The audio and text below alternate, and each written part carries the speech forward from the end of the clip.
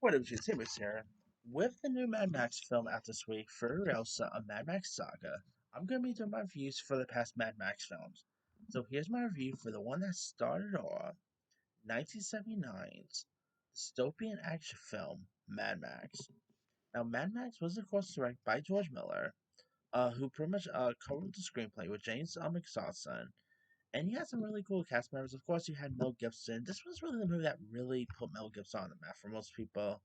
It was like more of his breakout performance and all. You also had the likes of, I mean, if you guys don't know much about the story, it stars Mel Gibson as Mad Max Rokoslawski, who's a police officer turned vigilante in a dystopian near future Australia in the midst of a social collapse here. And you had some really decent supporting players too. Of course, you had Hugh Key Bryan, who plays the role of Cutter, who's like the leader of the motorcycle gang.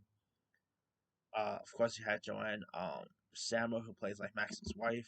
They all had some really disappointing performances. Of course, the movie got released all the way back in 1979. It's crazy.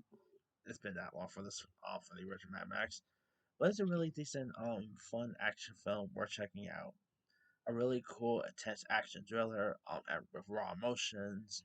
Uh, bringing across the dystopian world, like the cast of the Mad Max brings the dystopian world to life with performances that really captivate audiences. Mel Gibson, of course, really shines as the role of Max, showcasing both strength and vulnerability here in like equal measure. Hugh Keys Brian, who's been playing this role for like quite some time, he's terrific in this, like playing the villain, like Toe Cutter, who's very charismatic, who has lots of charisma here. Joanne Samuel does a great job here. I mean, it's a really decent action film worth checking out. Very like it of course was a massive hit when it got released. It made about like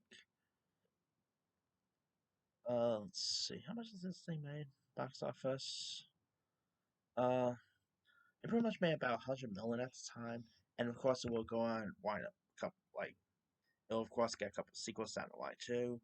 I mean, it's a really decent one. Great action, really cool dystopian film worth checking out. It's a movie that still holds up today. Lots of people always talk about Mad Max, and of course, like I said, this was a movie that really put Mel Gibson on the map.